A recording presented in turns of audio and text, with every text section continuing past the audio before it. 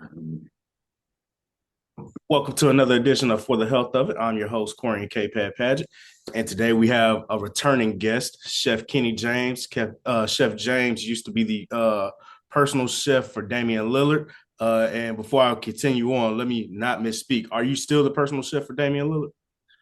no, I'm not. But usually when he has some offhand events or things that he needs, I'm definitely on call and always available to him and any of my clients. But no, I'm not working with him formally full time anymore.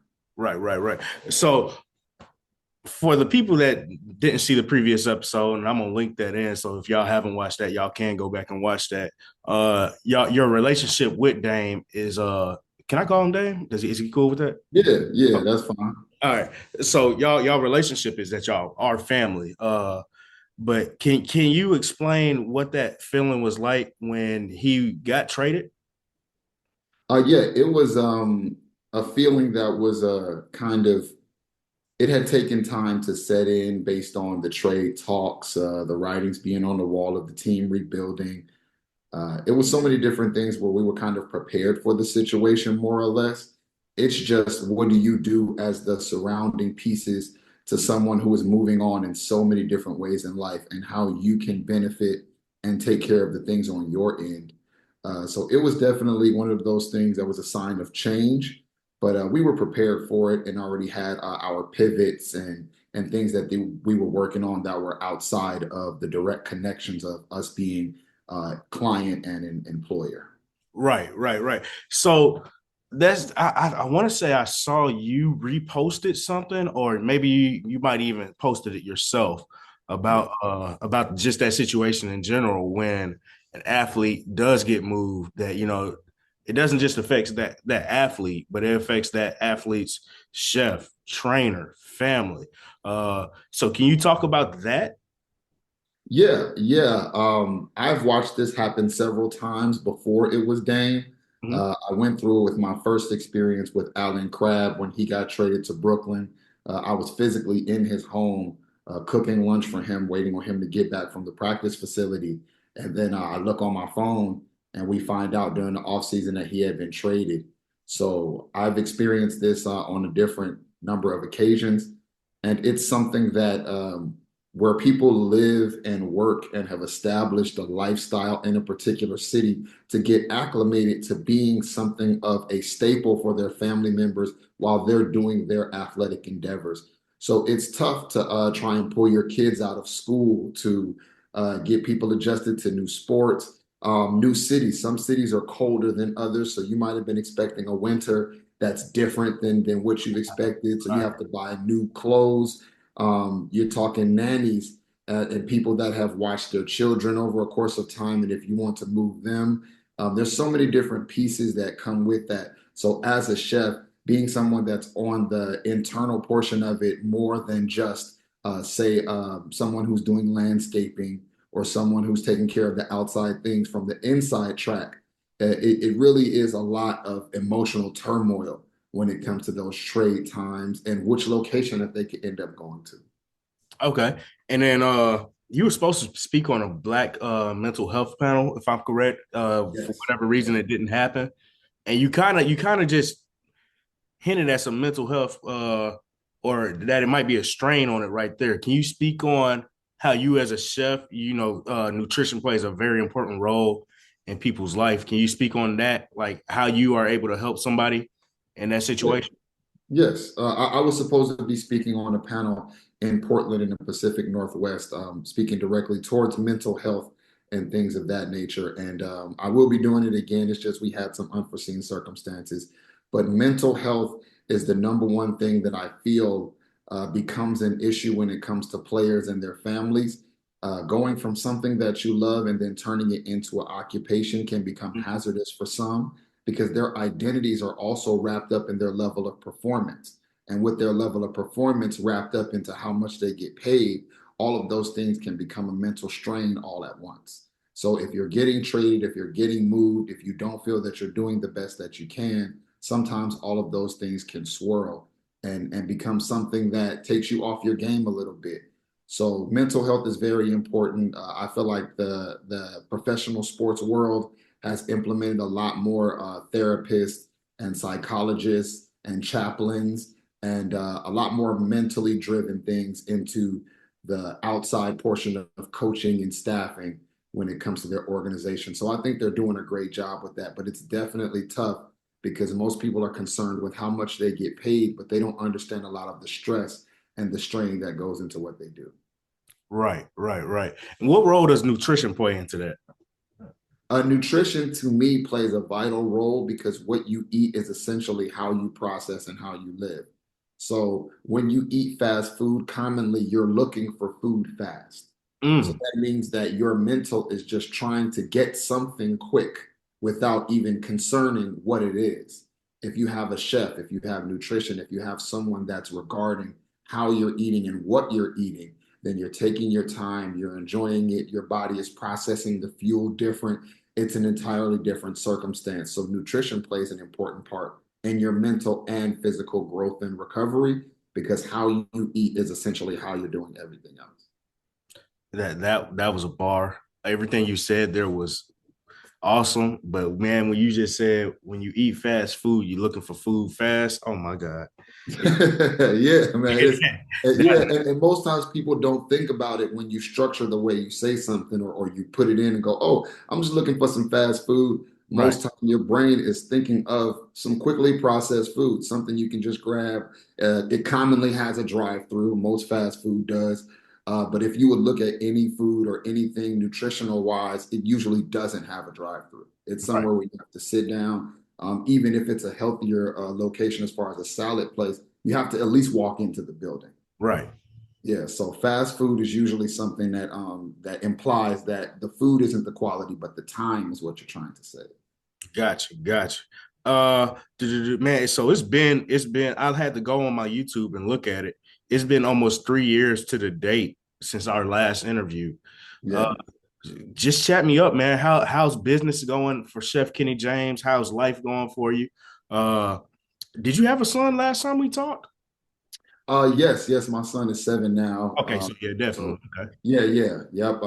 He's going into second grade this year, and recently relocated to Detroit to be closer to him. okay, Things in Portland were basically like you said with the trade and different pivots going on in life. I decided to slow my professional career down a little bit and just focus on family. And having him close to me and being able to do different things has really benefited me a lot in that personal space. Learning to acclimate to being on in the Midwest, I guess East Coast, and cultivating different clients from here. When you spend so long in a particular place, you just get used to how things go and the way they roll. But I'm enjoying the career change as far as relocation. I'm enjoying the family time.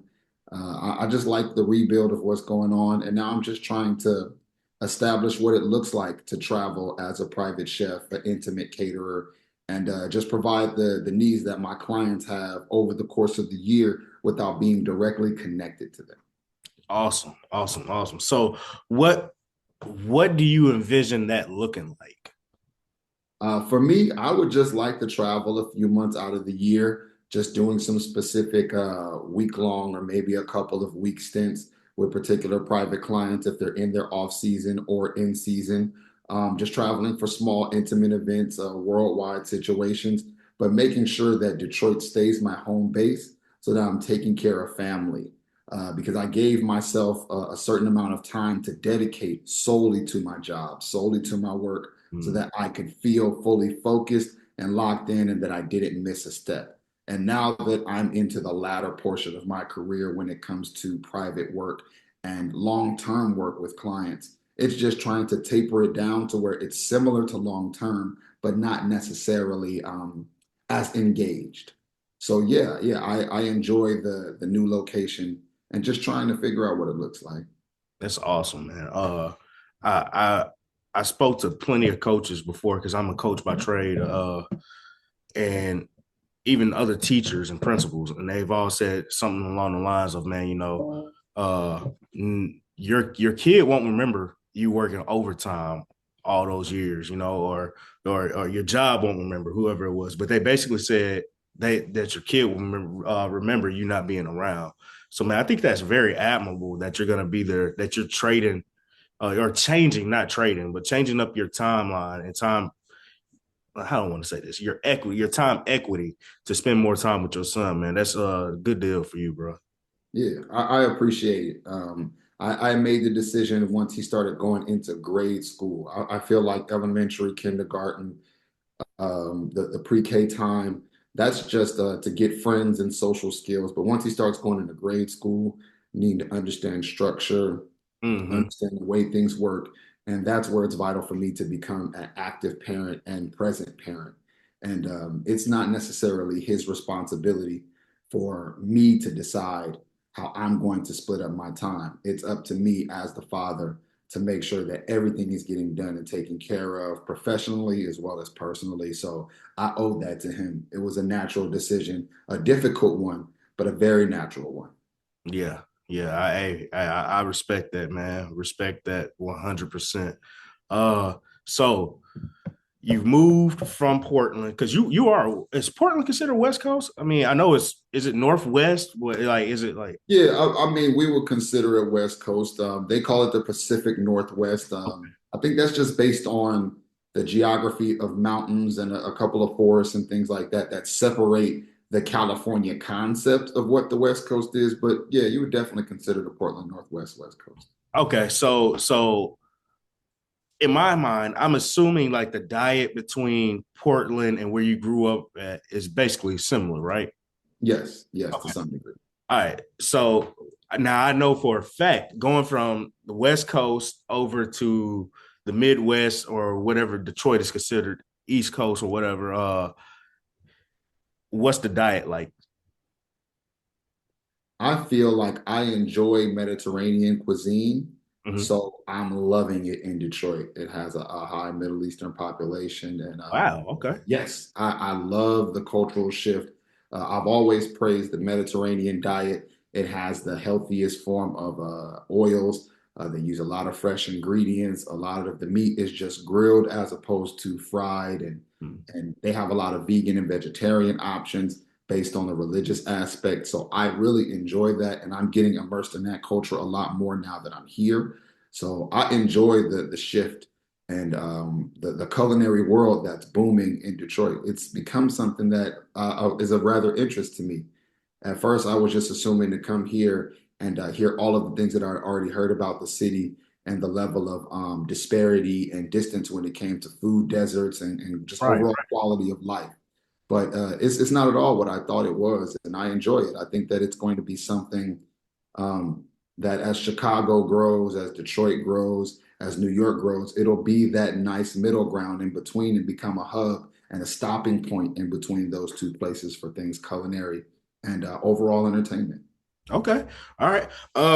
My next question for you, Kenny, Chef Kenny, excuse me, is Uh, you mentioned veganism, right? yeah. Now the last time we talked, you gave a little thought process on that you wouldn't recommend that an athlete partake or engage in a vegan diet during in season.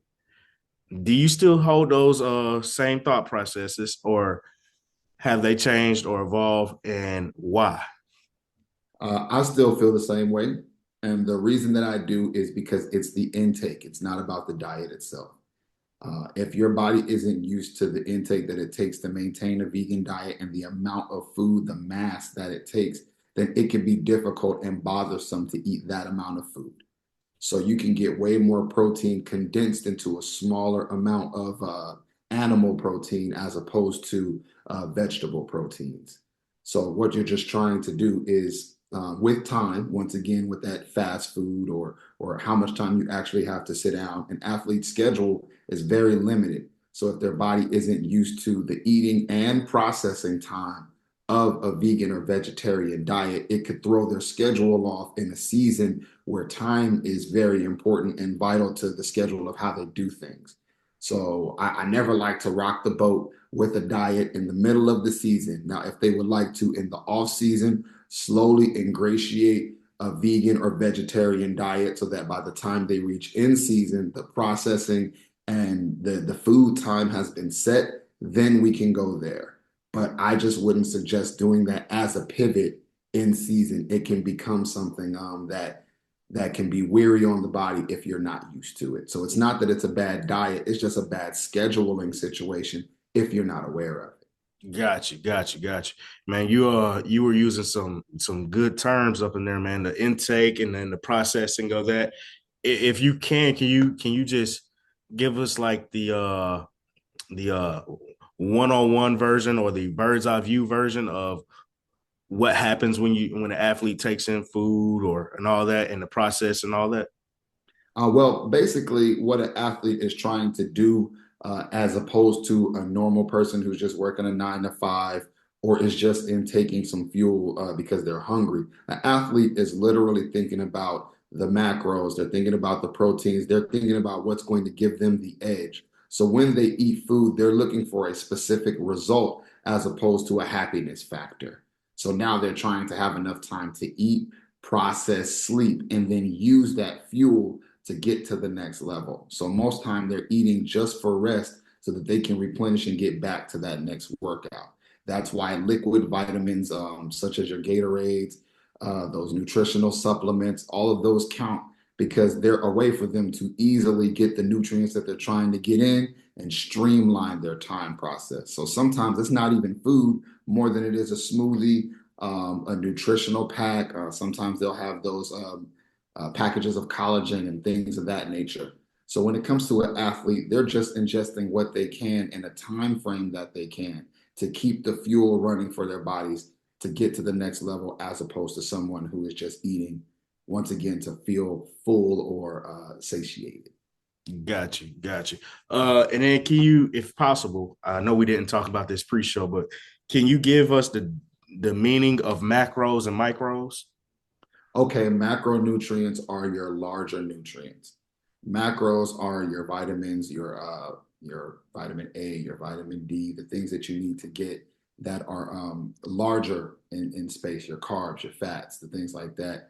Your micros are your minerals, things that are smaller in nature, things that you're trying to get in the body that usually would come in organic matter. So usually your body processes certain things, and those are what you're trying to get. The fats, the carbs, the proteins, those are how you gauge your macronutrients. Those are the larger things you would be eating. The micros are what can come in between those, how you can maximize getting the vitamins and minerals in between those macronutrients. So your calorie intake is usually based on your macros. So if you're having a certain amount of fat, a certain amount of carbs, a certain amount of protein, that's what they're counting. The micros are what you can layer in between that to make sure that the diet or whatever you're intaking is going to be balanced. Okay, that works. That works. Appreciate that. So I don't want to go too much behind the scene because I don't know what you're allowed to talk about and whatnot. But I think I read somewhere that the average basketball player runs about 2 miles a game. I'm not sure how many calories they burn, but I do remember watching that. Who I can't dang who was that? Basically, they said on lower levels outside of the professional league, they practice to play. Whereas there's so many games in the NBA that you're playing to practice, right? So can you just talk to me about how many calories an athlete burns on average during an NBA game, and or you don't even have to keep it to the NBA. You could go to whatever sport you want, and then how is it your job to replenish them? That's all specific to the nutritionist. So every year I meet with the nutritionist and then we go over that specific player's needs based on the projection of minutes that they have them on the floor. So, like you're saying, an average of 2 miles. But if they know that that athlete isn't going to play, but they want to prepare them to play or get them ready for practice or second team reps, then that's the diet they're going to put them on. But if it's a starter and they know they're going to get more time, more depletion, then that's when we increase the nutrients or increase the intake.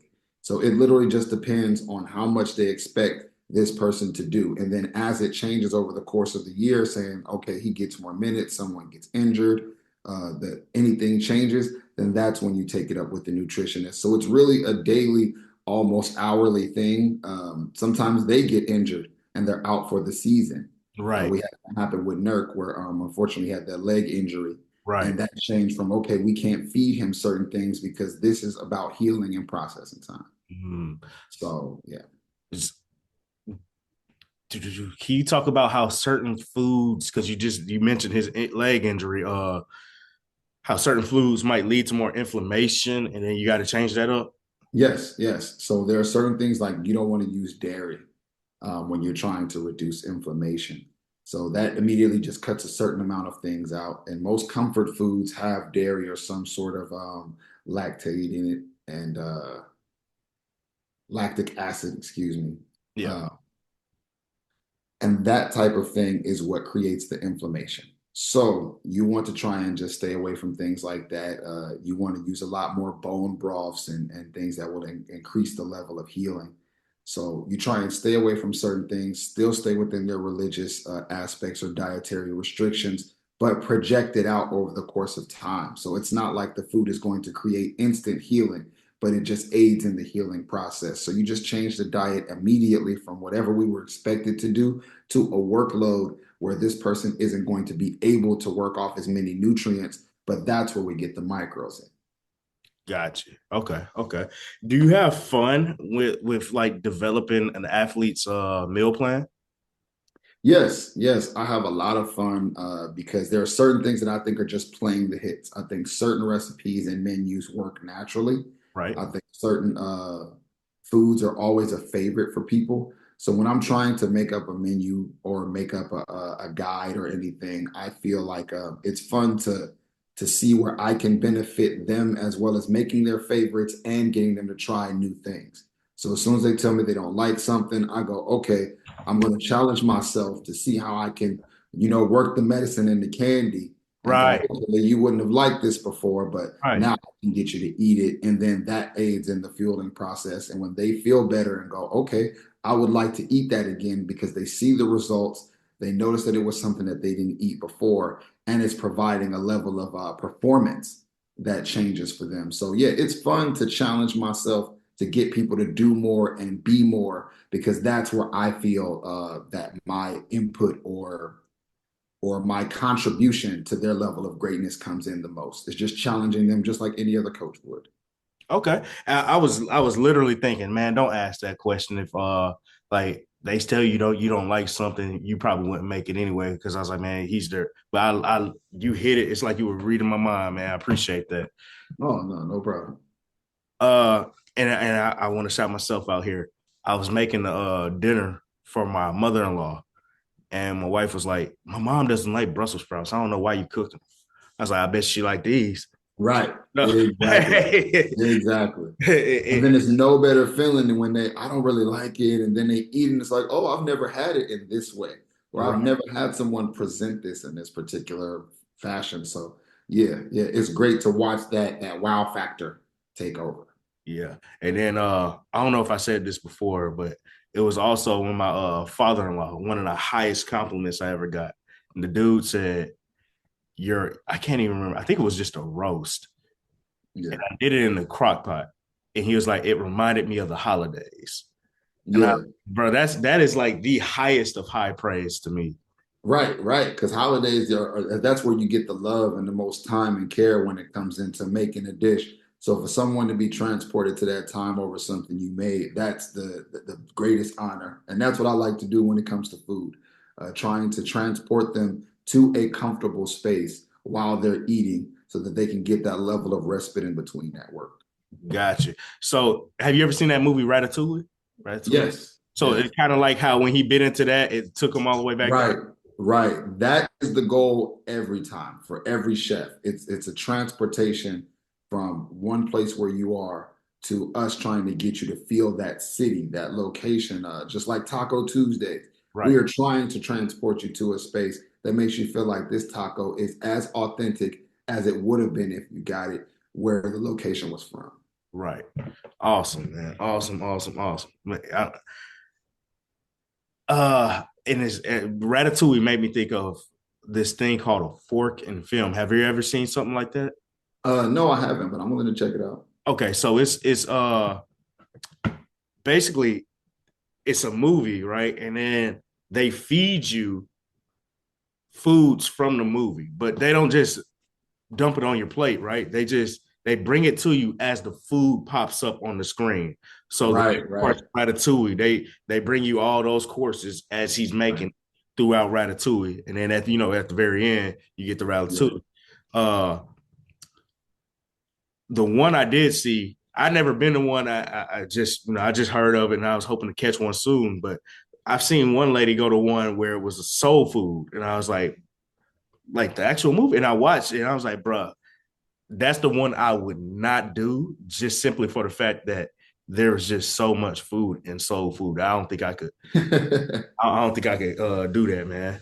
Yeah, I honestly, I wanted to do something similar to that effect with music. Okay. Pair with the DJ and then find certain foods or certain things that are explained throughout a song. So if we're talking about Biggie and he says the T-bone steak, cheese, eggs, and Welch's grape, I want to Oh, bring that out. yeah, yeah, yeah. I'm like, okay, this is my rendition of that.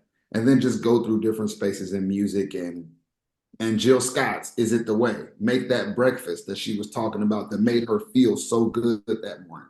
It Right. could be simple, but the way it's played, the way it's presented is what's going to put you in that mood and in that vibe.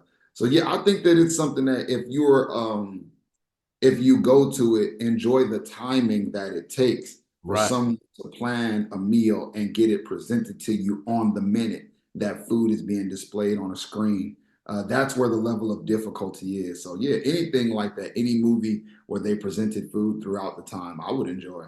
Yeah. Okay, man. Hey, I'm gonna be paying attention. I hope you do something like that, man. That would be dope. Yeah, me too. I have tons of ideas, and now that I have a little bit more free time and not necessarily connected to any one place or particular entity, I can move around a little bit more. All right. So that kind of segues us into our next discussion, man. What career goals or projects do you have coming up? Right now, I just partnered with a company, and we're in the process of me becoming the main instructor when it comes to culinary arts and development for a lot of businesses. I'm in the era where I want to start teaching all of the things that I know as opposed to particularly doing them. I think that there's a lot of space in the culinary industry where people are not pricing things correctly. They're not understanding the proper licenses and business things that they have to do. And I would love to start to get people up to speed on what they need and how that works for them. So that's my main goal right now, just establishing that business. And once that gets off the ground, I'll be traveling, doing certain motivational speaking classes, demos, things of that nature, in order to just push the culinary industry forward from the new space that I feel we have, which is this social media private chef catering world that Mhm. wasn't always there before. So I Right. just want to kind of revolutionize that as much as I can. That's the biggest goal for me. Got you. Uh, the rapping chef. Have you heard of him?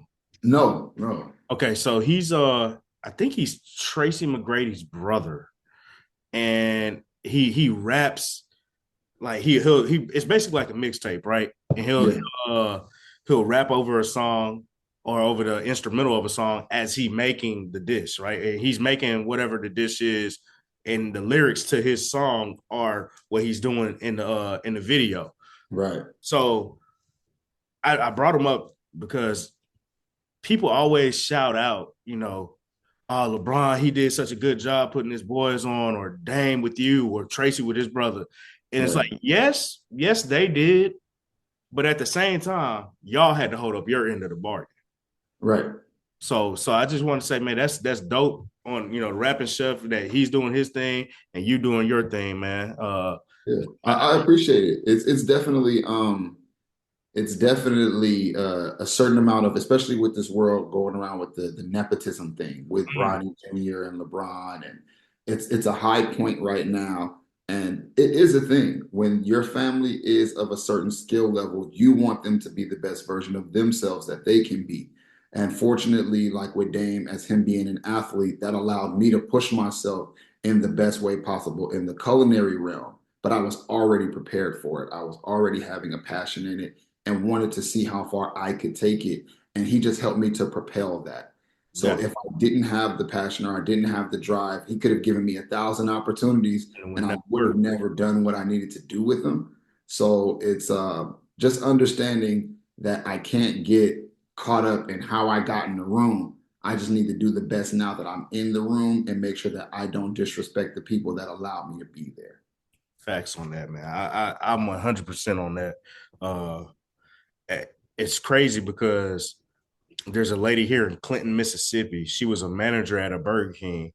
She hired her son and his three friends for the summer so they can make some, summer money, buy some Right. buy some clothes for school and whatnot. It went viral. Nick Cannon shared it out and everything. And then like a month ago, she got fired. Her son and his three friends got fired because they basically said she was paying them too much and something like, oh, she broke policy is what they said. Is what the district manager said. And I was just like, man, I don't. She said the quote I read was that minors are supposed to get paid at a certain pay rate per hour versus adults. And I was like, I never heard that. It might be true.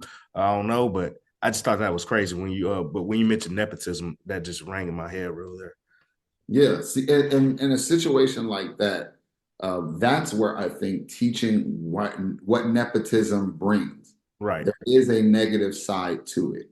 And if someone sees that you're trying to create a monopoly with your nepotism, then they're going to use the preset rules that they already have in motion to negate that. So unfortunately, if she was going to provide them with a job and then pay them as much overtime as they wanted to, imagine that sometimes with them being kids, one of them may have left early but still got their full pay. Mhm. Someone may have called in sick. There were so many different things that over the summer that young kids are going to do that may not have contributed to the level of nepotism that she was trying to offer them. So I have to show up to work every day with Dame and all of my clients. I can't be late. I have to do twice as much work because of the eyes and the negative energy that's going to come with that. So it's a great thing to do, but she also has to understand the level of responsibility that she now holds to the work that they need to do, which is above and beyond considering how they got the position. Right. Right. Right. Before I get you out of here, I failed to mention that you are NASM certified, a certified nutrition coach. So I want to make sure I shout that out. And then quickly, can you talk about the food deserts in Detroit and how do you plan on battling those? What I want to do, the first thing I wanted to do was just speak with a lot of the city representatives and athletes in the city and see what form of foundations that they already have that are tackling the space.